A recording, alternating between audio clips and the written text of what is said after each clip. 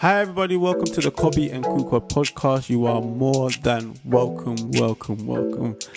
Before we continue, please, I just want to remind you, please subscribe, hit the like button, and also share. Let people know about the Kobe and Kukwa podcast. If there's any questions that you have, don't forget that you can also comment at the bottom of the video thingy there.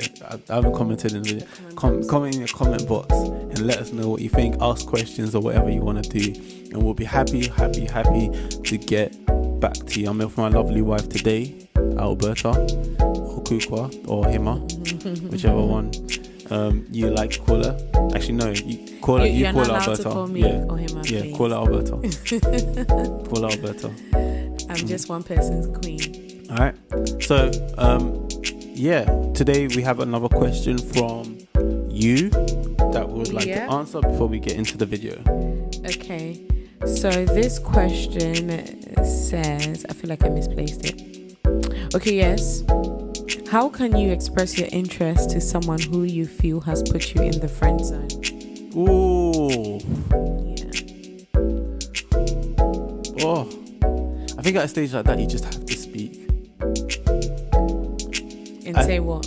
At a stage like that, you just have to say. You just have to say, like, look, like, he's saying.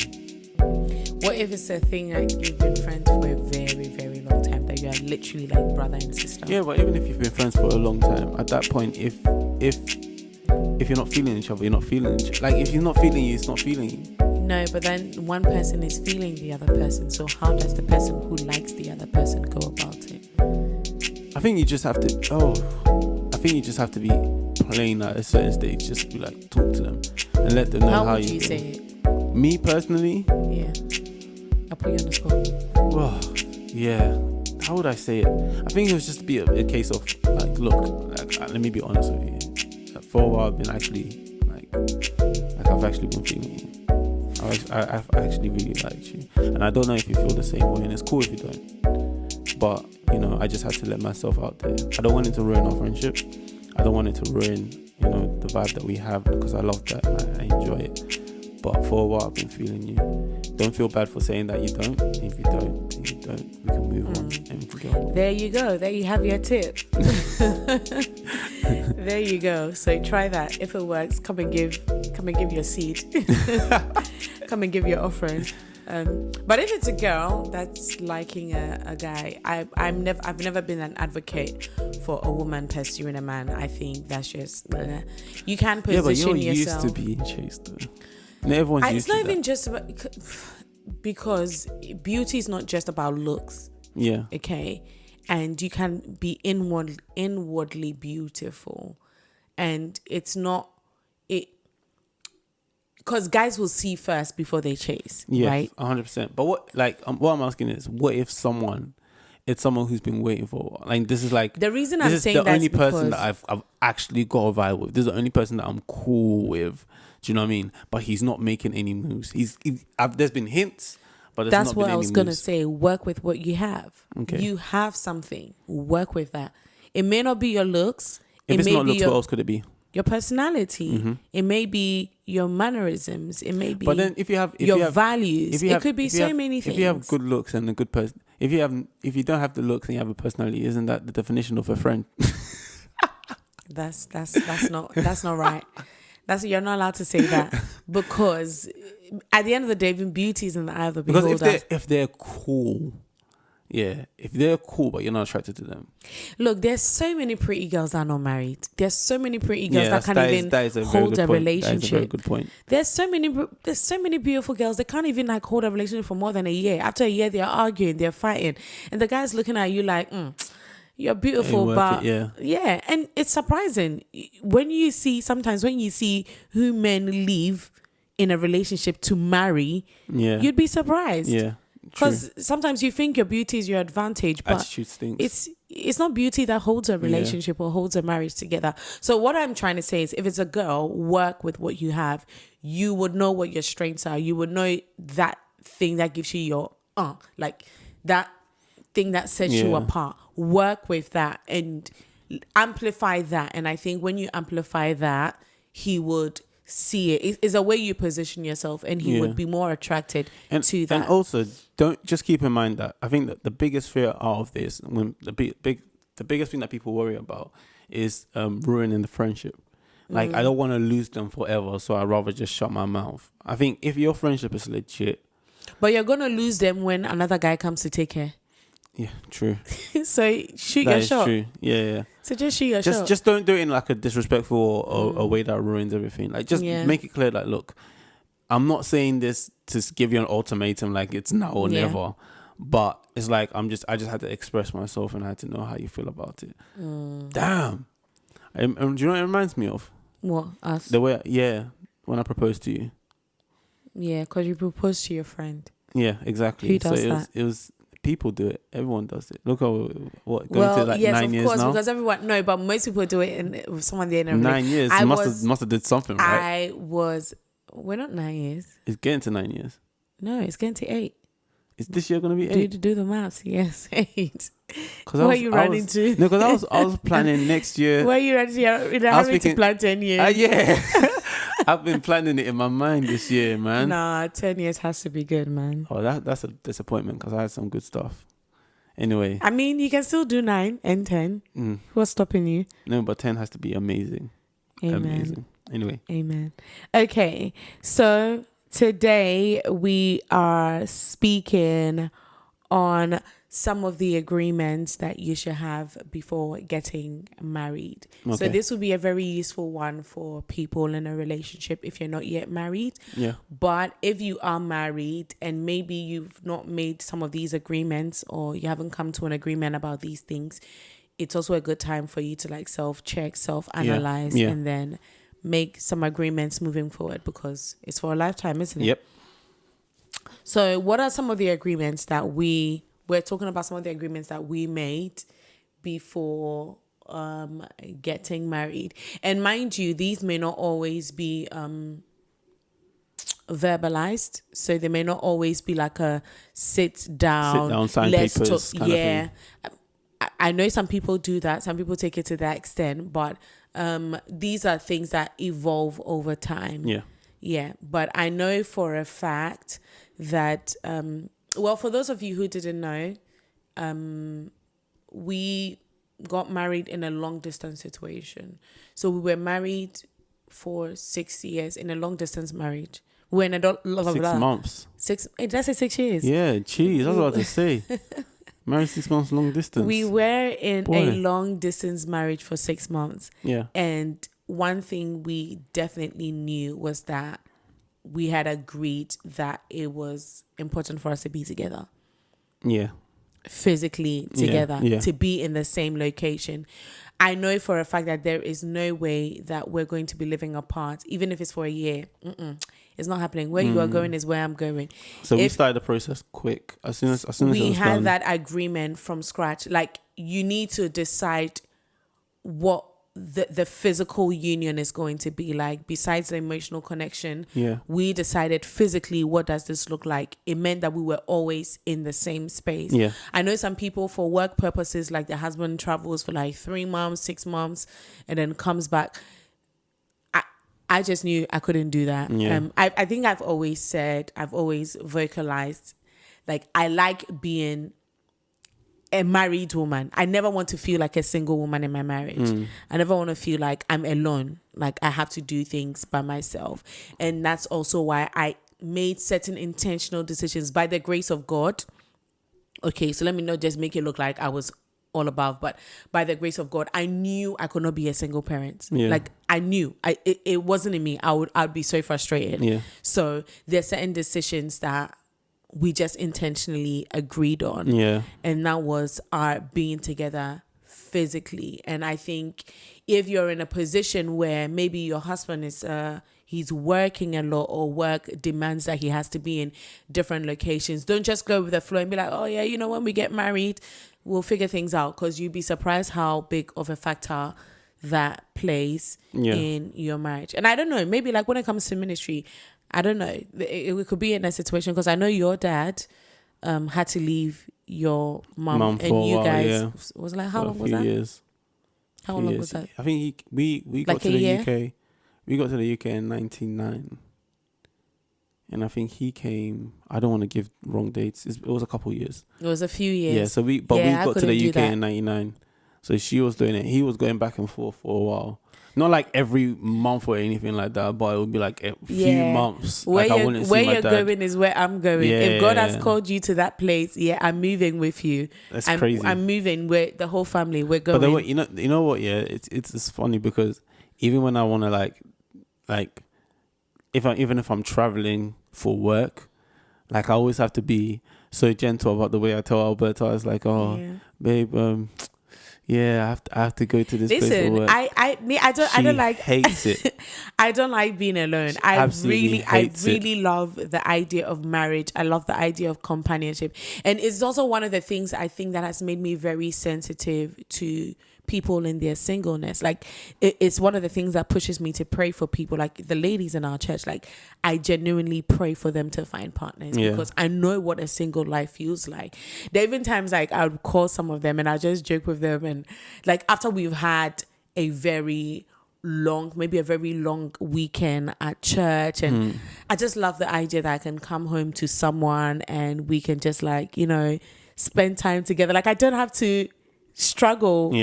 And then sometimes I'll call them like, hey, so you're going to your bed alone? Like it's like, yes, ma. I'm just like like I say that jokingly, but I'm not desensitized from the emotions that people in their singleness feel. So I think it's something to discuss if you're in that kind of lifestyle which might pull you apart physically. Like if he's like a musician or something that has to travel for gigs and stuff a lot, he's a lot on the roads. Like can you deal with that? Can you deal with being at home? Are you the type that? And if you're a jealous type, then you need to fix up anyway. But I'm just saying, like, are you the type that prefers your husband, not because of jealousy, but you prefer your husband to be close? You just need someone next to you, and you're marrying. One of the main reasons why you're marrying is for companionship. Some people marry for purpose. Some people marry for kids as well. That's their main thing. So when they have their kids, like their husbands can travel and do whatever they want. It's like, cool, I've got my kids here, I've got my purpose here, and I'm doing what I need to do. But if one of the main purposes that you're marrying, like if that's top of your list is companionship, then think about it deeply and realize, okay, cool, like is this quickly something that I can actually deal with? So that is one. Another thing I personally would say is like roles. What are your roles? What roles are you going to be doing? I'm not saying like it has to always be, the man is doing this and the woman is doing this and so on and so forth. But like think about who deals with what aspects, who deals with the money, who's going to be working most of the time, who can stay at home, look after the kids if there needs to be someone staying at home looking after the kids. What kind of house do we want to be in? Do we want a traditional house where it's like the man goes out to work and I stay at home? Or are we gonna am I going to take up the responsibility of working because my job is more lucrative? You're maybe better at staying at home. You're better with the kids. You have to work from home. So you can work from home and you run a business from home. So the man can stay at home, make sure everything's in place, make sure that food is on the table when the wife comes back from working in the office or something.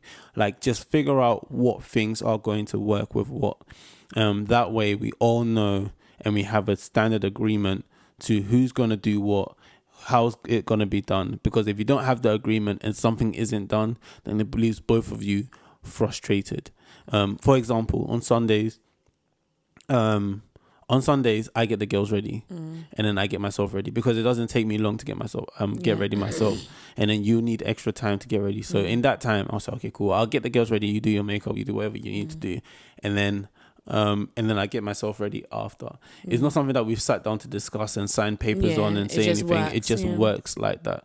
No one's complaining. No one's going to end up at the end of church like, and when we're ready for church, like, why didn't you bath the girls? Why is this girls not? We all know exactly what we need to do. We know. And that's a minor example, but it just goes to show that if you have an agreement, discussed or not undiscussed, of what roles and what things are supposed to be done in terms of your marriage, it makes things a lot easier for you too. And just to even emphasize what I was saying before, that it's not always verbalized. So some of these things that we're given as an example, like we never sat down to discuss who is going to do this and who is going, like, we kind of just know each other as well. It's very flexible. Yeah. So we just know.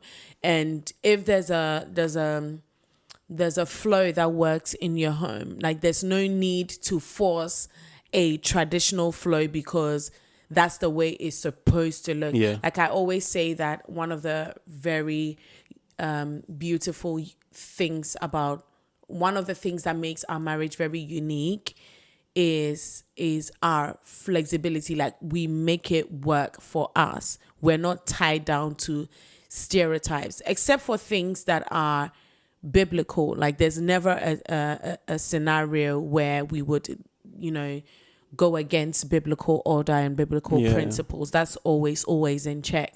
But there's certain things that are cultural and, it's evolved with society, and it's not for you to go by, the rule book. Like it has to be like this and it has to be like that.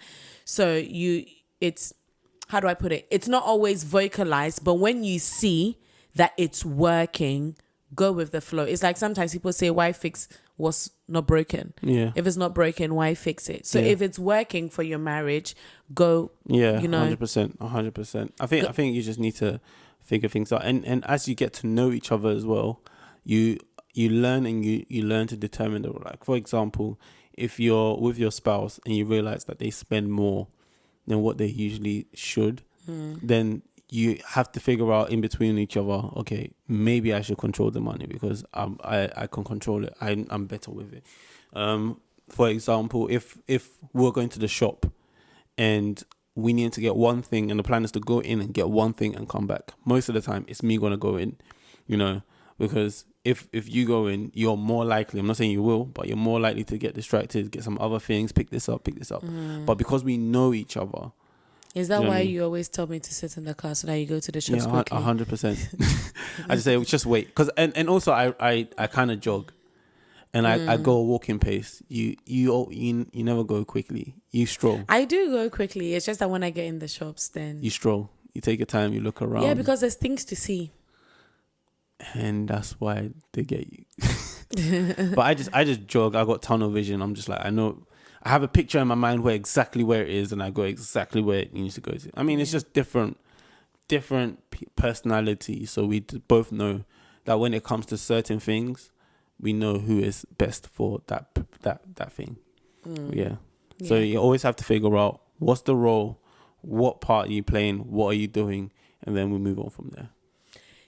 Another agreement, and this may be verbalized or not verbalized, but how much influence your parents have in your marriage. Yeah. So like in-laws, you have to agree. Yeah. You have to be very vocal about it. I think we were very blessed that your mom is such a woman that's filled with so much wisdom. Yeah. Because I remember when I moved to the UK, because mind you, I left everything in Ghana, like my family, friends, career. Yeah. I literally left everything to move here. Yeah. And when I came, your mom was very intentional about building relationship with me. And I think that was such a wise approach, because it made me comfortable on what to vocalize and what I could withhold. Yeah. She created a safe space for me that if I ever wanted to vocalize something, I didn't have to second guess if there was if I could bring it to her or not. But in the same regard, we would have conversations and we would say, okay, this is something we don't want to take to our parents. And we just agreed that. Yeah, I mean, certain people like kind of, they're just influenced by their parents a lot, and others are not. Some people don't really want advice from their parents. Like if your parents haven't set a really good example, then why do you want to force and get advice from them? Not all the time. Like sometimes it's just, okay, cool. Like you respect them, you give them that reference, but at the same time, when it comes to your marriage, maybe go to your pastor, maybe go to counselor or something like that, talk to someone. But, you know, you don't want to give your parents that. So, I mean, yeah. 100%. Like we had a season where we had to live with your parents for a while. At the beginning of our marriage. So that was like a different season to navigate. We just knew that. And they set such a great example for us in marriage. Like they've been the ones we look up to in marriage and stuff like that. And at the same time, we're very intentional about how we also want to model marriage for ourselves and our kids. And I've like vocally expressed there's certain things that I saw in my home that I don't want to repeat for my personal marriage. And with the same with you, you've mentioned things that you'd like to do differently in our marriage. So we're very intentional about how much influence our parents 100%. Have. And as much as we have, they're very good and positive influence, we're still very intentional about how we want to model the next generation of our families, you know, background. So I think this is something to vocalize, because sometimes what happens, and we see this in movies and we think, oh, it's just, you know, it's just another movie. But sometimes without discussing it, you put your partner in a situation where they don't feel completely safe because they feel like everything is going to be vocalized to your family. And sometimes it's even wise, and it makes your partner feel safe to ask, are you okay with me telling my parents this or your parents this, before going on and just running your mouth about every situation and everything that happens in your marriage? Especially if your parents are in a place of like power. Yes, if they have a lot of power and authority and influence, and you reference them. You have to always have you that. You need to be sensitive about it. For your partner, not to just run your mouth about everything 100%, happening 100% in the marriage. Also, you also have to speak about sex. Sex is something that you have to discuss. Physical food, body food. You have to discuss it. And I know, like, and the reason why a lot of it goes wrong a lot, and you know, we had to learn this in our marriage ourselves, was that you expect it to have that passion to just run naturally the whole way through, and you realize that it doesn't just run naturally, like just bang, like straight away. At times, you know, you'll get that burst of, you know, both of you, you're on it. You don't say anything. You just randomly, you know. But then there's times where it's like, okay, cool, like emotions kick in, you know, biology kicks in, all of these other things. So you have to have a discussion and have an agreement to say, okay, cool, this is the agreed. And it sounds really bad, but it is not. You have maybe to it's talk not for about it's not for everyone, because some couples years on they're on it. You know, they don't need to discuss anything. They're both on it. In the good times and the bad times, they're both on it. But then there's times where maybe one person's on it, the other person's not on it. What's the mutual agreement? You know, how does it make how can we find a place where we're both satisfied and we're both you know, in a place where we're both we don't feel like, you know, neglected, we don't feel rejected or anything like that. I don't feel like, oh, maybe she doesn't like me anymore because maybe you're really attracted to them. It's like, oh, like you, every time you see her or you see him, you want to jump on him. But so why doesn't he feel the same thing about me? Does he not like me anymore? Does she not like me anymore? Like all of these kind of things.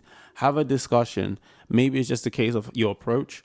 Maybe it's just a case of like something simple, like, you know, like, and discuss with that these one, things. I would say it's well, because we're talking about some of the agreements before marriage. With that one, I think it's a progressional agreement. So it's something that you constantly have to be talking about. Of course, it's good to talk about it in the beginning, because in the beginning, hey. Like, in the beginning, do you even talk about it? You don't even talk about it. You just because you don't need to talk about it. You don't need. It's like when you get you 1 never year know. into it, 2 years into it. You never know. Maybe some people, they need to talk about it in the beginning. Some people, even before, to be honest. It could be for medical reasons. Time, sometimes it could be anything. I mean, if you haven't had sex before you get married, which you shouldn't. If you haven't had sex before you get married and both of you are there, even when you discuss it before, you don't always know Yeah, what but you we like. spoke about it. Like we're not actively talking talking about it, but I would vocalize it like, yeah. Like, yeah, but you gotta admit the way you feel about sex now compared to when you before. But that's what I'm talking about in regards to not having done it at all in the beginning. You have to talk about it's true. That is true. Because I don't know what the expectations are. Like, I know I'm a human being. I'll figure it out. But it's like, okay, what are the expectations like, here? I like it when you like. I'd like if you did this. I'd like it if you did it, and then you get to do it, out. and it's like, yeah, I actually don't like it. Yeah, like, no, don't do that. You don't know, do that. yeah. So it's something to talk about so that you don't set false expectations. Yeah. Let me tell you a funny story. So, I mean, before we got married, I hadn't had sex, right? So, I mean, I'm in high anticipation of what's gonna happen. What are you going to say? On the first night. You hear that story. I don't even think I've told you this before. I haven't. I haven't told you. But so we're going to the hotel, right? And then I'm thinking, like, yes, okay, this is the night. Like, floodgates are gonna open. I'm gonna experience this amazing thing. So I have so many things running through my mind. Maybe from a movie I've watched, or maybe from things I've heard, to like I'm going wild. Like, I'm thinking of the craziest things. So I was like, I wonder what he's gonna do like today. Like, I wonder. And then I think we went to take a shower, and then your suitcase was partly open, and then I saw something that was like, was it green and pink or green and red and black? And I was like, oh my gosh, he's gonna tie me down. You thought what? I was like, in my head, I was thinking, yes, he's gonna tie me. Like, I think, and then I went to look, and then it was your workout. You remember my gym stuff. It was like, whack, whack, whack.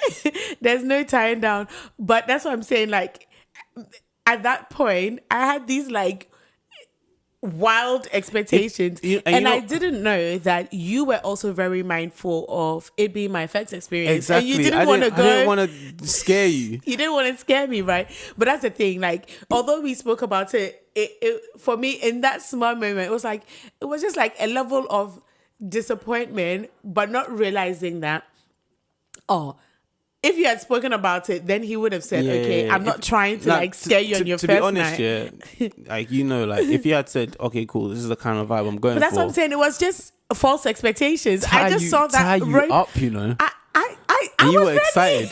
I was excited. I was ready because I was like, yo, he's going to tie me down. And then I was like, oh, he's going to work out. But yeah, it's just one of those things. And I think also, even like with our human biology, like after having kids, the experience is a bit different for a woman, after you've had kids. And that's something that we've had to... You have to rediscuss. We've had to vocalize, like, until I get back to like my utmost groove, if you get back to your utmost groove. Yes, what are the expectations, and what are we gonna do and stuff like that. So yeah, I guess that's a very necessary and important, because marriages do break up because of that. 100%. Because people are not satisfied. What's the three things that marriage break up about? I think it's money, sex, and I don't know what the last thing is. Money, sex, religion. I wouldn't say religion. Maybe trust. Yeah, but then trust will be based on one of these things, but it's just trust based on money, sex. Okay, fair enough. But I think money and sex would be like the topmost top two things that break. Yeah. I think this is one more thing that we have been speaking quite a lot about, but you need to have a conversation and agree. Agree sounds like, doesn't quite sound like the right word, but have a discussion on how you receive love. Yeah. Because that can be very misleading and confusing for partners. And I think over and over it's been emphasized that you love your partner the way they feel loved and not the way you receive love. Yeah. And we took the love quiz, and this is something you can go on Google to do. You just search up, the love language test. But then we bought the book by something Gary, I can't remember, but it talks about why you act the way you act. No, that one is actually about temperaments. So that's understanding your temperaments. But I think with the love language, it's something Gary.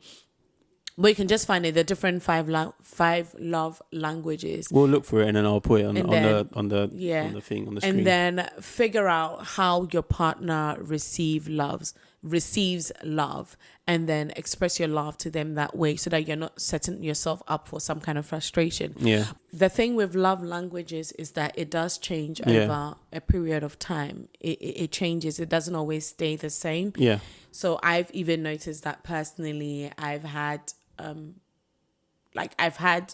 my love language change in different seasons of our marriage. Yeah. And I've vocalized that. I think sometimes when we talk about marriage is work, it's commitment, it's communication, it's effort. Like, good marriages don't just happen. And I think sometimes we set ourselves up when we expect the marriage to work without working it. 100%. So you need to be really intentional and plan for the happiness of your marriage, plan for the success of your marriage. If things have changed with you, communicate that to your 100%. Partner. So we're very intentional about vocalizing how we feel loved. And if there's a season that I feel like, okay, maybe I don't feel as loved in this way like I did before, I would vocalize that and say, babe, I think my love language has changed. Yeah. And then you would readjust your lifestyle to suit that, and even your mindset, so that you are intentionally giving me the love the way I'm receiving it in that season, because it's changed. And don't look at Instagram, don't look at the movies, don't look at everyone receives love in the. When you talk about love on TV and stuff like that, it's always roses and this and that and this and all the romantic things and stuff. Sometimes it's not all about that. Because they could be upset and you buy them roses. You're thinking, yeah, but I buy you roses, but I do this and I do this and I do all of these things that, don't just follow. Look at what they feel, how they feel. Sometimes it's just, speaking to them. Sometimes it's just normal conversation. Let me even just quickly highlight. So there's the acts of service. There's the gifts. Yeah. There's physical touch. Yeah, that's me. 100%. Yes, and then there's words of affirmation. That's the second one. And then there is, I forgot the last one. How many have you said? Acts of service, physical touch, words of affirmation, gifts, and quality time. Quality time. Yeah.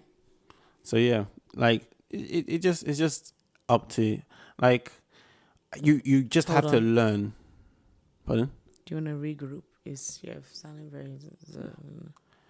I mean, you just have to learn about each other, learn about yourself as well, and say that, look, you know what? It sounds really ridiculous when you put it into categories, but actually, it actually works. When you think about all of those categories that are there, and figure out where you are, it makes it a lot easier for them to give you love, rather than actually just trying to figure you out and trying to figure out how to, I mean, it is something that you need to agree on, something that you need to talk about. It is something that you need to get to where it's like, okay, cool. Like, I know how to show her love.